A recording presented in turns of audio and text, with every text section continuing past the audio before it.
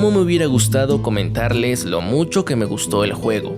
Cómo me hubiera gustado comentarles en un análisis profundo cómo la atmósfera, la ludonarración, la trama, la narrativa y el discurso se unen en un despliegue de ficción sin precedentes, en la secuela perfecta.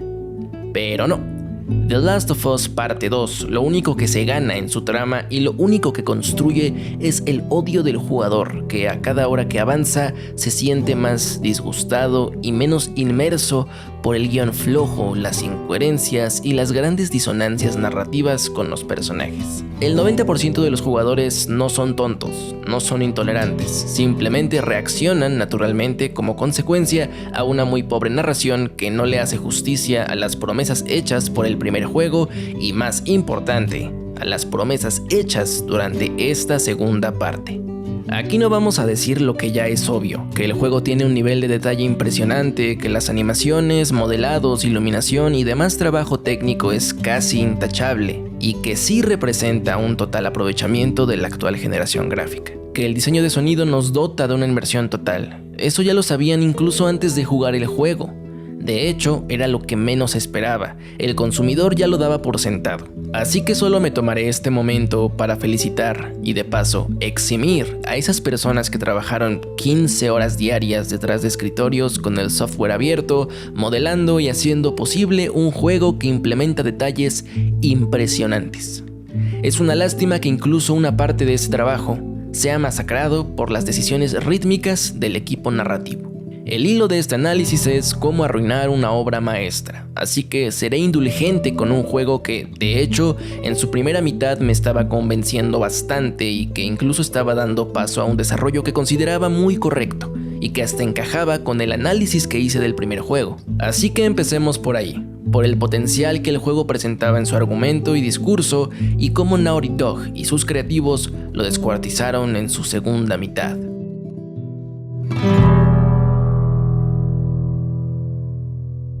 Quiero remarcar que existe una gran diferencia entre el argumento y la narración. El argumento es lo que pasa medularmente en la historia y la narrativa es toda esa elección de orden, flujo, ritmo, atmósfera, detalles y demás recursos para contarla. Argumentalmente el juego se justifica de forma muy coherente. Con esto me refiero a que el primer detonante, el motivo de que la historia exista y se desenvuelva como una segunda parte que debe complementar a la primera, es correcto. Una secuela debe ser una respuesta orgánica a lo que se vio en su primera entrega y, si tiene la oportunidad, debe construir y partir con elementos argumentales que se puedan rescatar de la primera, ya sea por personajes o situaciones que hayan quedado al aire. En este caso, las luciérnagas y las consecuencias que traerían es la pregunta que obligatoriamente se tiene que responder en la secuela. Es sin duda alguna una promesa que debe pagarse, y lo hace.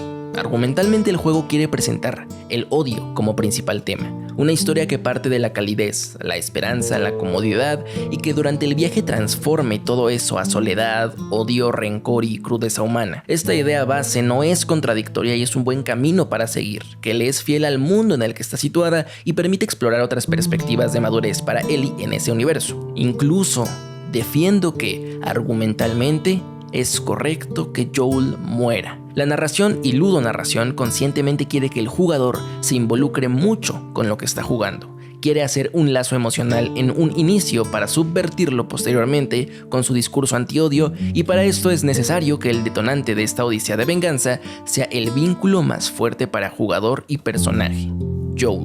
Ahí está.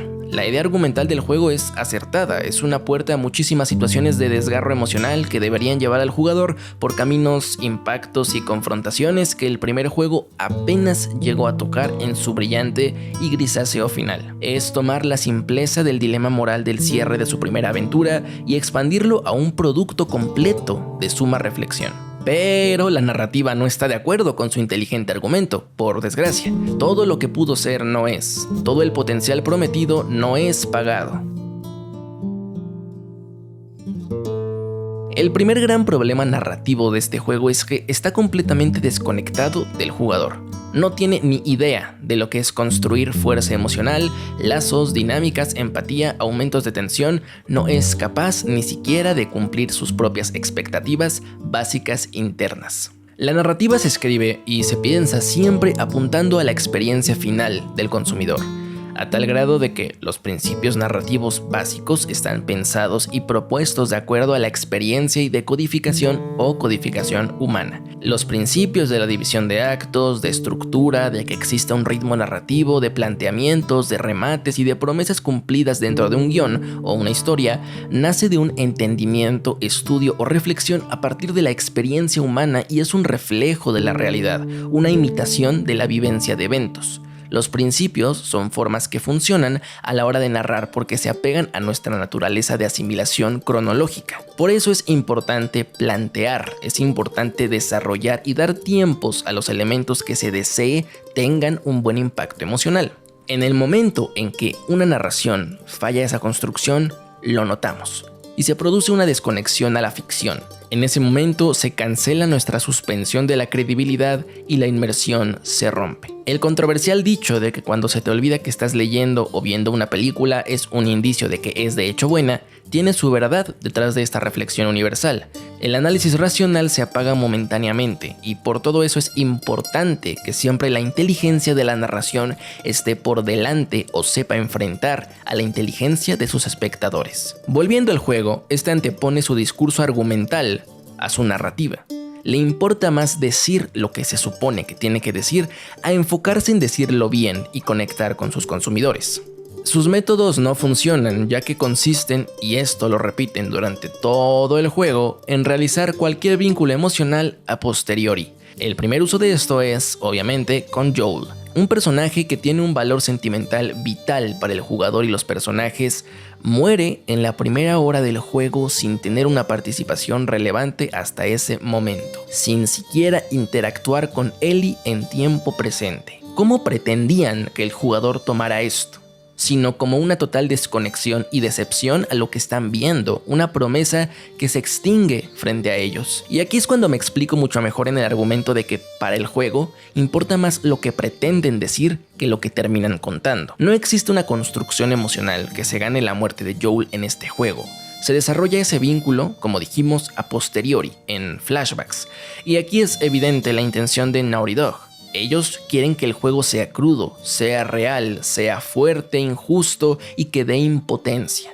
Porque en la vida real, un asesinato es menos dramático. Igual y se les olvidó que este es un producto dramático, no lo sé. Sí era necesaria una muerte más dramática, con una construcción de tensión más larga y mejor pagada. La escena tiene cosas que están bien dirigidas. El sonido y las actuaciones te remueven las tripas como pocas violencias en videojuegos han hecho. Pero narrativamente está vacía. No sabes quiénes son sus asesinos, no sabes por qué están matándolo, no sabes por qué motivo estás perdiendo a tu personaje, no hay expectativa previa y la tensión se limita al momento del asesinato, teniendo incluso guión flojo.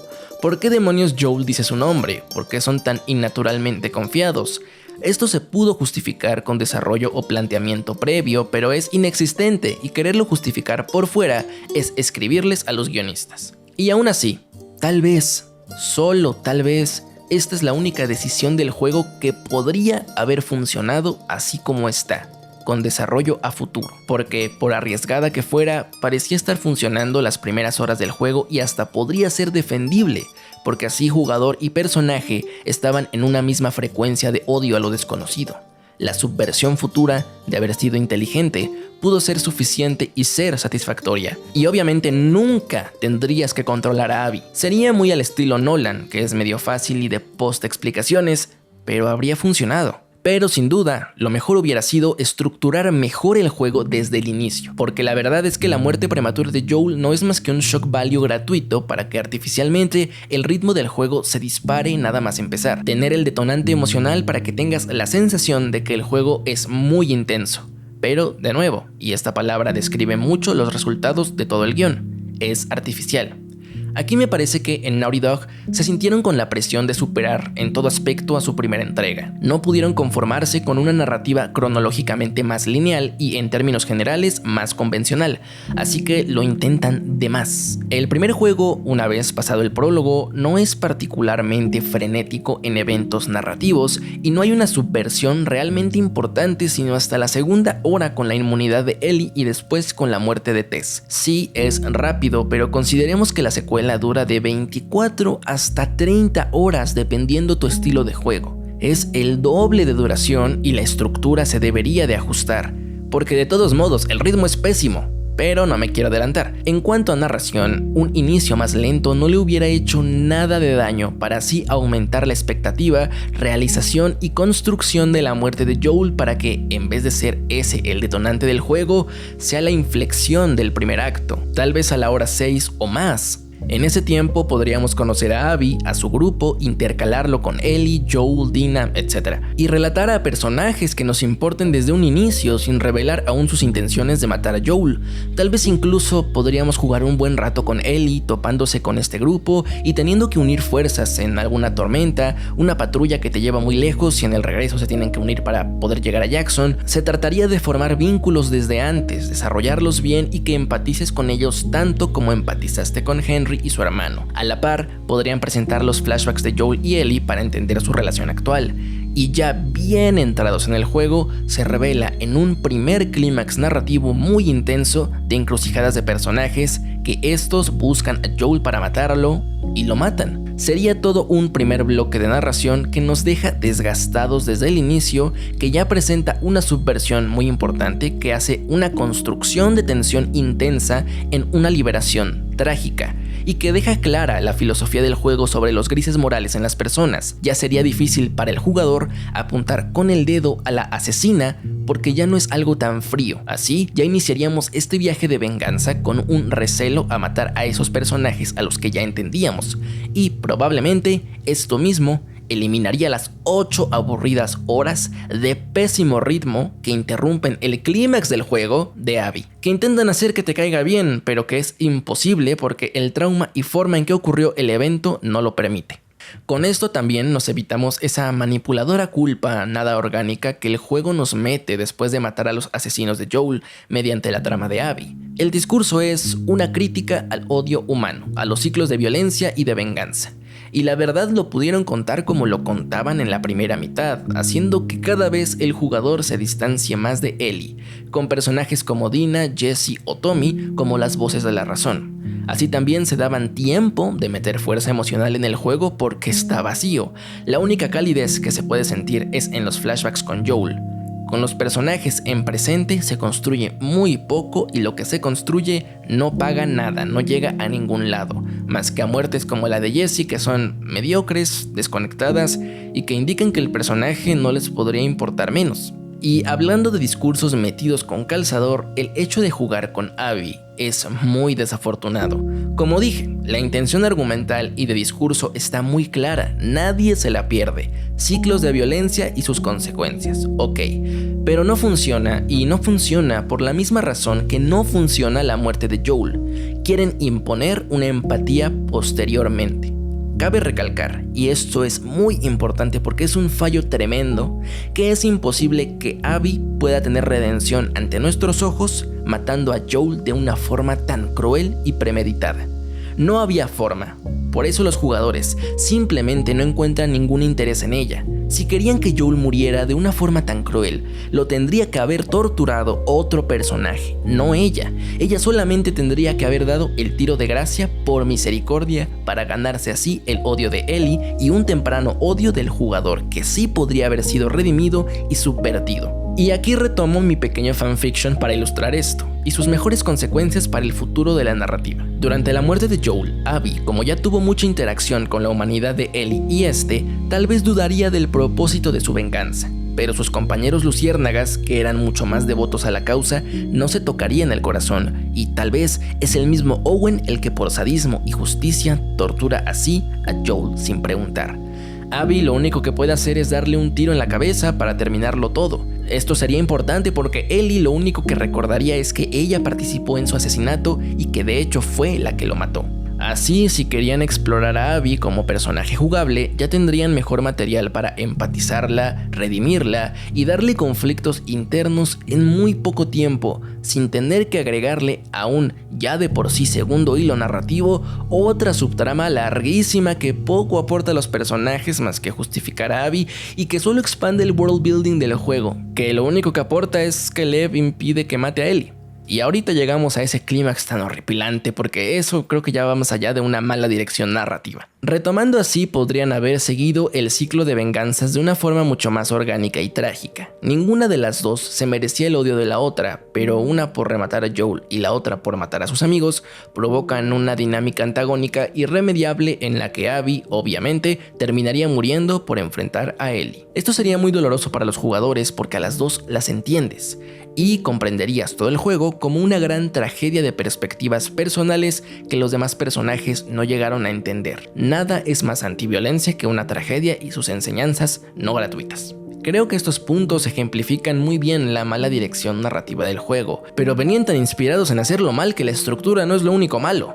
Esta vimos que relativamente se arreglaría cambiando el orden y añadiendo cosas, pero hay un segundo problema que se presenta en el final de lo que sería el segundo acto y único clímax real del juego. Bueno, de entrada, detengámonos un poquito para mencionar lo patético que es el clímax del juego, porque teniendo 25 horas, solo tiene 2 míseros eventos climáticos, es decir, escenas que se conforman por la construcción previa de situaciones, emociones y planteamientos que explotan en un punto climático y deben resolver partes claves de la historia. No estoy tomando en cuenta la muerte de Joel porque, si bien es un clímax, apenas es el mero detonante del juego, y tampoco tomo en cuenta la subtrama de Lev en la isla Scar porque nadie sabe para qué sirve eso y formalmente como no llega a nada pues tampoco es un clímax importante. El primer juego con la mitad de duración tiene de 4 a 5 clímax en toda su historia, nada más para que dimensionen la diferencia de guiones. En fin, para acabarla de rematar bien, el juego teniendo 2 clímax, los dos son anticlimáticos, son clímax falsos, porque ahí está el segundo gran problema de dirección narrativa.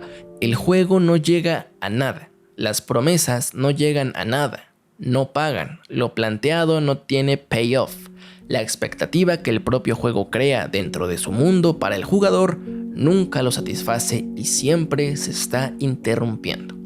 Es anticlimático todo el tiempo porque por sí solo nada se resuelve. El primer clímax con Ellie es un coitus interruptus desagradable en donde te ponen a jugar con Abby desde el principio. Así que todo lo que jugaste con Ellie y que llevaba cierto ritmo y que había construido cierta expectativa para una cima climática no sirve para nada porque ya con la interrupción se jode el ritmo y tensión. Y la trama de Abby, como ya sabemos literalmente cómo va a terminar no solo ella, sino los personajes con los que interactúa, no genera nuevas expectativas reales porque sabes que tiene que llegar a este punto.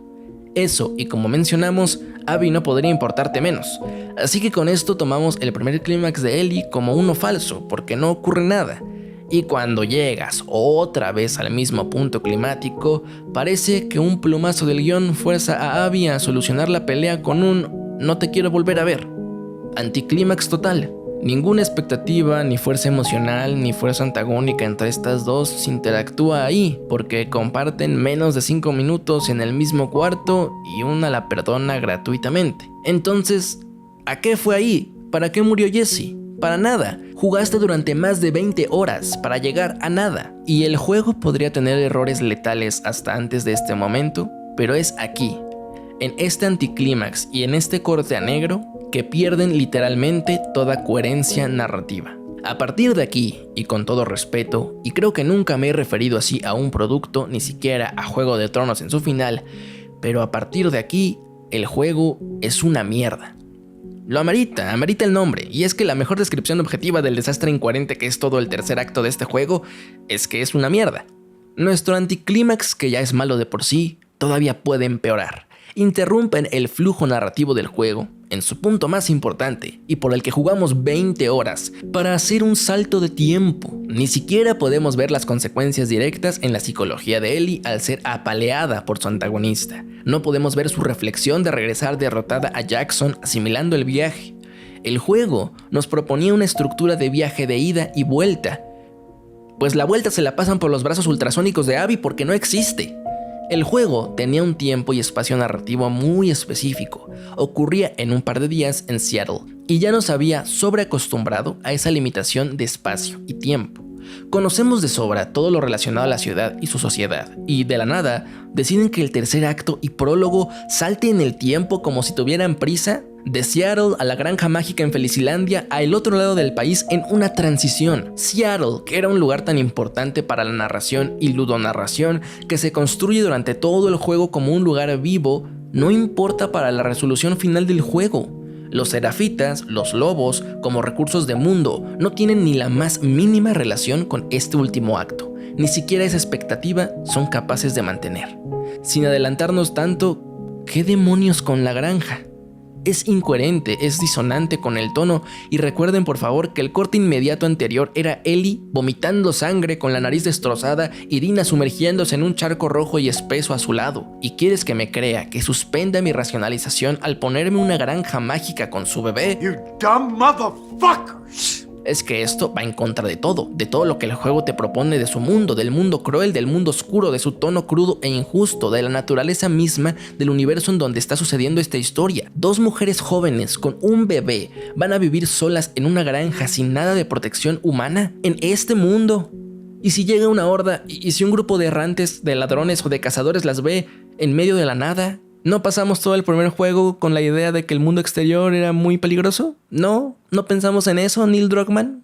Por donde se vea, esto es una incoherencia narrativa lamentable y metida con calzador que, además, como dije, interrumpe el viaje de ida y vuelta. Todo lo que ocurre aquí bien puede ocurrir en Jackson, viviendo con el bebé y demás, si así lo quieres. Así exploras el regreso y sus consecuencias y no te las saltas como si no hubieran ocurrido, premiando a la asesina que se supone que quieren subvertir con un bebé y una casa mágica. Que el bebé, perdón, pero es muy barato, es tan barato como el elemento que tiene la importancia de una utilería. Gracias Jesse por tu hijo, nos vemos adorables con él, pero no gracias porque de todos modos ni siquiera es un elemento que afecta a la psicología de personajes, así que no sé para qué meter al bebé. La idea se pudo sintetizar con Ellie viviendo junto a Dean en Jackson y que la abandonara otra vez. Sí, tal vez tendrían que cambiar la última escena, pero esa escena es un despropósito pretencioso, así que no le veo lo malo a cambiarla. Pero otra vez nos estamos adelantando. Perdón, es que traigo prisa, como el prólogo de The Last of Us 2. Para este punto los personajes ya no son legibles, ya hacen cosas porque el guión quiere que las haga y ya no es muy clara su motivación y resulta artificial todo.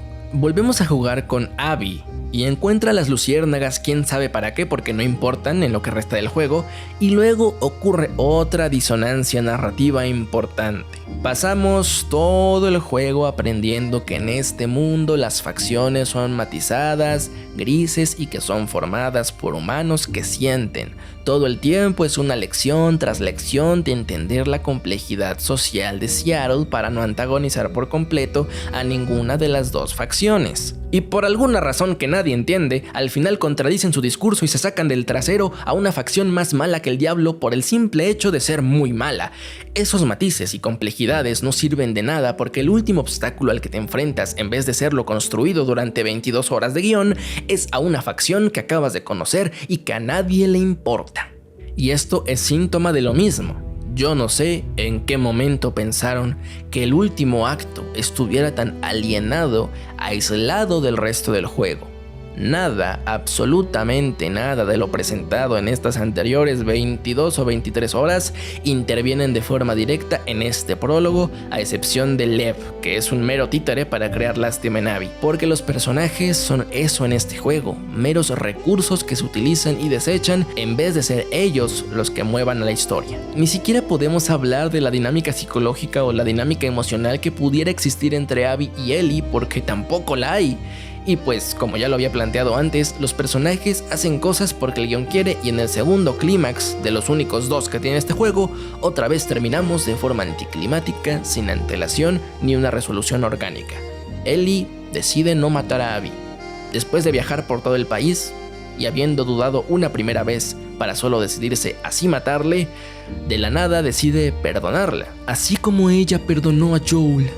O no sé qué lectura ridícula le están dando los defensores de este juego que no es más que escribirles de más y hacer el trabajo que los guionistas no hicieron. La perdona porque el guión quiere, no hay otra lectura a esa barata ficción, que crea falsas expectativas y no sabe llenarlas. Nunca pasa nada en este juego. Ya ni hablemos de fuerza emocional o de crear tensión. Espero que esté clara la incoherencia de motivaciones, la poca constancia de los personajes y lo sumamente débil que es este prólogo. Y todavía, para alargarlo más, tenemos una última escena en donde Ellie regresa a la granja en donde dejó a su pareja sola con un bebé, en medio de la nada, y espera que sigan ahí.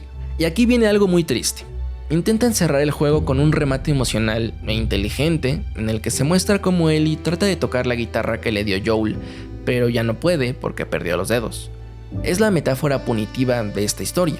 La venganza te quita todo, hasta lo simbólico como el don de tocar la guitarra, y el vínculo que esto significaba.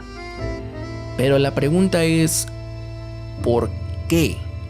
Ella perdonó a Abby, y el juego aún así la castiga. Esto hubiera tenido sentido si la hubiera asesinado, pero de la forma en que lo presentan no sientes nada porque es contradictorio y falso, como la naturaleza del prólogo en sí mismo. ¿Para qué iría primero Ellie a matarla si después decide no matarla? ¿Y para qué el juego la castiga si decidió no matarla? ¿Por qué hay un castigo metafórico si al final Ellie encontró el perdón? Es que simplemente está hueco. Y todo el juego es una acumulación de este tipo de contradicciones narrativas. Pudo ser muy buen remate, pudo ser un muy buen momento, pero se lo toman tan poco en serio durante el juego que aquí ya no tiene ningún peso y lo único que tenemos es un final de corte pretencioso y emocionalmente vacío. El final del primero, en 2 simples diálogos y un primer plano que se corta a negro, generan muchísima más emoción y reflexión post-juego que esta estupidez de prólogo alargado, arrítmico y horrible. Ah, y todavía no terminamos.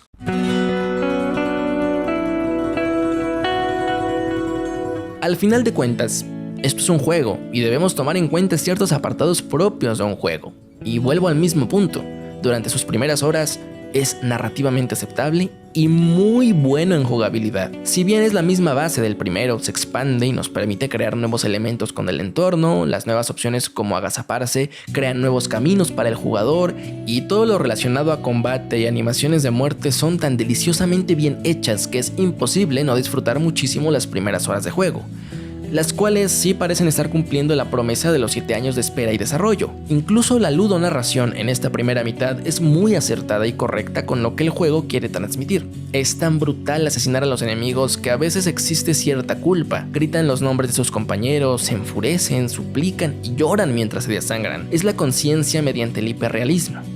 Sobre todo, algo que me encantó es la forma en que confrontan al jugador cuando introducen a los perros. El juego sabe que los perros no te atacan con conciencia y maldad y más por órdenes y te hace por todos los medios posibles sentirte mal por matarlos. Cuando matas a sus dueños, estos lloran y se quedan junto a su cuerpo y cuando se separan, deambulan chillando por el mapa con la cola caída. Es hasta desagradable tener que matarlos cuerpo a cuerpo por escuchar los tronidos de sus huesos y la forma en que chillan. Realmente toda esa violencia está excelentemente bien canalizada porque hacen que te cuestiones desde el gameplay la brutalidad de tus actos y empiezas a separarte un poco del odio de Ellie.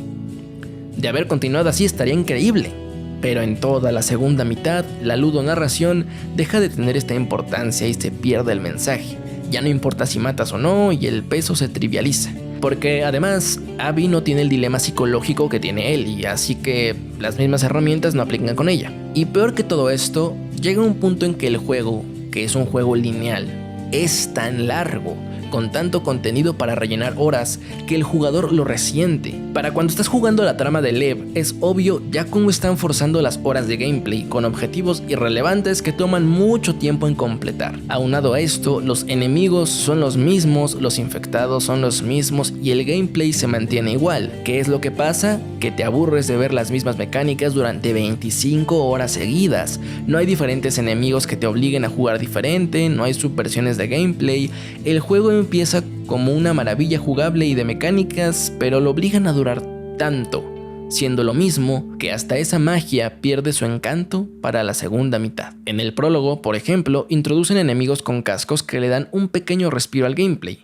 Esos enemigos tendrían que haber sido introducidos desde la mitad del juego. Esos y muchas variantes más, con chalecos antibalas, más inteligentes, con mejores patrullas. El juego no está preparado para durar tanto tiempo. De haber sido de mucha menor duración, no veríamos este problema. Y así es como una pésima narrativa y ritmo se llevan por delante hasta a su gameplay, haciendo de este una experiencia que por muy pocos lados se puede salvar. The Last of Us Parte 2 es la antítesis de su primera parte. Es un ensayo de cómo no manejar la expectativa, de cómo no cumplir las promesas naturales de tu trama y tu mundo, un poema al egocentrismo de su director y una tragedia para todo su equipo técnico. Porque la fotografía, el color, la luz, las animaciones, la captura facial son maravillosos. Pero con todo dicho y todo visto, no significan absolutamente nada. Este juego no es una obra maestra que te drena y simula la sensación de vacío emocional y poca esperanza. Es una obra narrativa mediocre, vacía, que artificialmente pretende generar emoción para impactar al incauto. Lo tenían todo para producir una obra maestra. Tenían el equipo, el argumento, el precedente metodológico del primer juego si es que querían asegurar un éxito, y la ambición los cegó en aventurarse a lo desconocido, querer revolucionar, querer contar una historia que aparentemente no había sido contada, y con lo único que se quedaron es con una historia que no supieron contar. Our future days, days of you and me.